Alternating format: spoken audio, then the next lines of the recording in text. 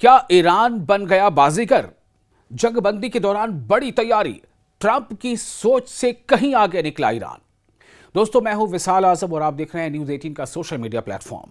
ایران اور امریکہ کے درمیان اگرچہ اس وقت براہ راست جنگ بندی برقرار ہے اور مذاکرات کی کوششیں جاری ہیں، لیکن ایران کا کہنا ہے کہ اس نے اس وقفے کو ضائع نہیں کیا، بلکہ جنگ بندی کے دوران اپنی فوجی صلاحیتوں کو اور زیادہ مضبوطی دی گئی۔ سوال یہ ہے کہ ایران نے جنگ بندی کے دوران آخر کیا کیا؟ اس کی فوجی طاقت میں کتنا اضافہ ہوا اور اس کا خطے پر کیا اثر پڑ سکتا ہے؟ آئیے سلسلے وار چیزوں کو سمجھتے ہیں۔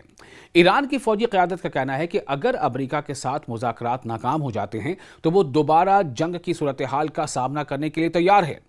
ایرانی فوج کے ترجمان محمد اکرمینیا نے سرکاری ٹی وی سے گفتگو میں کہا ہے کہ ایران نے جنگ بندی کے ہر لمحے سے زیادہ فائدہ اٹھایا ہے۔ ان کے مطابق اس دوران نہ صرف موجودہ ہتھیاروں اور فوجی نظام کو بہتر بنایا گیا، بلکہ جنگ میں متاثر ہونے والے سسٹمز کی مرمت بھی کی گئی اور نئے نظام بھی تیار کیے گئے۔ ایران کا دعویٰ ہے کہ اس نے اپنی ڈرون ٹیکنالوجی میں بھی نمایاں ترقی کی ہے۔ فوجی حکام کے مطابق نئی نسل کے ڈرونز کو عملی جنگی ماحول میں استعمال کیا گیا اور ان کے نتائج حوصلہ افزا رہے۔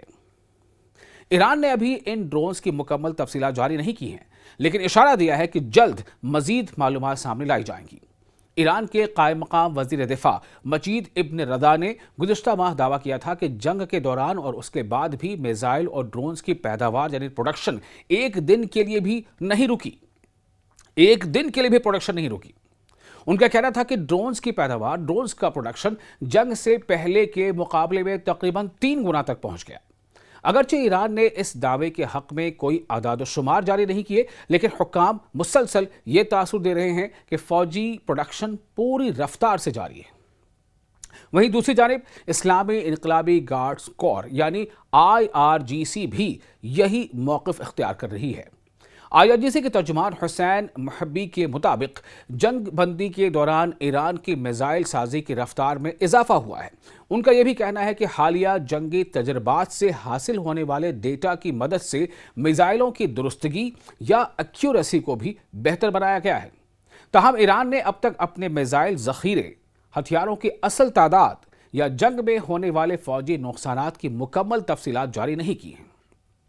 ادھر امریکہ کی جانب سے اشارے مل رہے ہیں کہ اسٹریٹ آف ہرمز اور دیگر اہم معاملات پر کسی ممکنہ سمجھوتے کی راہ ہموار ہو سکتی ہے۔ صدر ڈونلڈ ٹرمپ ایک بار پھر ایران سے معاہدے کا مطالبہ کر چکے ہیں، جبکہ ایران کا کہنا ہے کہ عمان اور دوسرے ثالث ممالک کے ذریعے مذاکرات جاری ہیں۔ لیکن تہران یہ بھی واضح کر چکا ہے کہ مذاکرات یعنی ڈائیلاگ اپنی جگہ ہے، جبکہ دفاعی تیاری اپنی جگہ ہے۔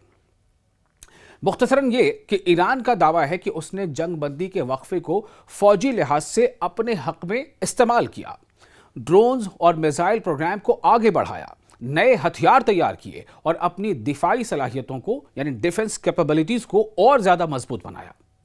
اب دیکھنا یہ ہوگا کہ جاری مذاکرات کسی مستقل معاہدے تک پہنچتے ہیں یا نہیں، کیونکہ اگر سفارتی کوششیں یعنی ڈپلومیٹک یہ جو ایفرٹس ہیں یہ اگر ناکام ہوتی ہیں تو خطہ یعنی ریجن ایک بار پھر کشیدگی کے نئے دور میں داخل ہو سکتا ہے۔ جنگ بندی کے دوران خاموشی ضروری رہی، لیکن ایران کے مطابق یعنی جنگ بندی کے دوران خاموشی ضرور رہی ہے، لیکن ایران کے مطابق اس خاموشی میں اس کے فوجی مشین پوری رفتار سے چلتی رہی۔ آپ کو یہ ویڈیو کیسا لگا؟